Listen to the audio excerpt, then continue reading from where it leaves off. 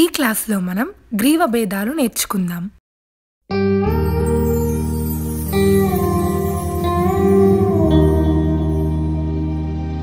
Kuchipudi నాట్యంలో steps నేర్చుకునే ముందు basics నేర్చుకోవాలి. హస్తాలు, పాద భేదాలు, దృష్టి భేదాలు, శిరో భేదాలు, గ్రీవ భేదాలు, భ్రూ భేదాలు, ఇంకా మండల భేదాలని బేసిక్స్ అంటారు. వీటిలో ఇప్పటికే నేను హస్తాలు, పాద భేదాలు, దృష్టి భేదాలు, శిరో భేదాలు నేర్పిస్తూ వీడియోస్ చేశాను. ఆ వీడియోస్ చూసిన తర్వాతే ఇప్పుడు నేను చెప్పే గ్రీవ భేదాలు నేర్చుకోండి. ముందు గ్రీవ భేద అంటే ఏంటో తెలుసుకుందాం. గ్రీవము అంటే మెడ. మెడను కదుపుతూ చేసే వాటినే గ్రీవ భేదాలు అంటారు. వీటినే ఆంగ్లంలో నెక్ మూమెంట్స్ అని అంటారు. కూచిపూడి నాట్యంలో గ్రీవ భేదాలు మొత్తం 4 ఉంటాయి.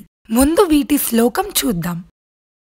సుందరీ చ తిరశ్చినా తథైవ పరివర్తితా ప్రకంపితా చ భవజ్ఞేయా గ్రీవా చతుర్విధా.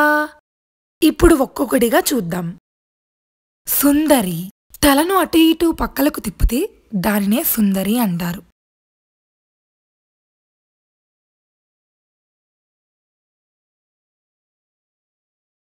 ఉదాహరణ, చాలా బాగుంది అని చెప్పేటప్పుడు ఈ భేదాన్ని వాడతాము.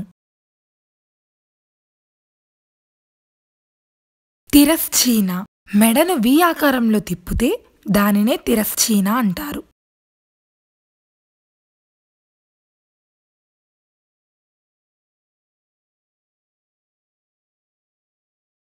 ఉదాహరణ, ఎవరినైనా వెతికేటప్పుడు ఈ భేదాన్ని వాడతాము.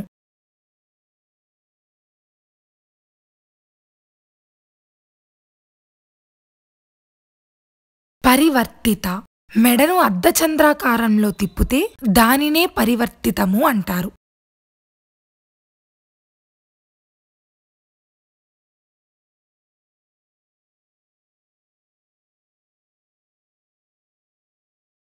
ఉదాహరణ, సిగ్గుపడుతున్నట్లు చూపించడానికి ఈ భేదాన్ని వాడతాము.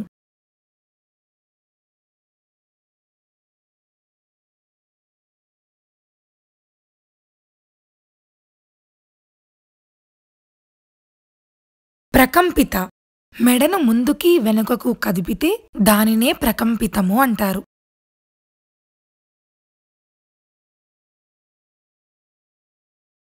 ఉదాహరణ, పావురాన్ని కాని మరింకేదైనా పక్షిని కాని చూపించడానికి ఈ భేదాన్ని వాడతాము.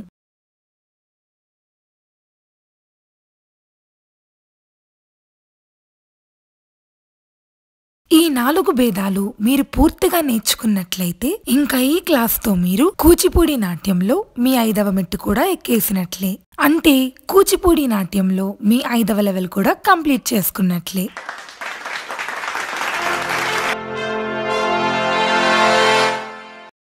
నెక్స్ట్ క్లాస్లో మనం కూచిపూడి నాట్యంలో 6వ లెవెల్కి వెళ్ళిపోదాం.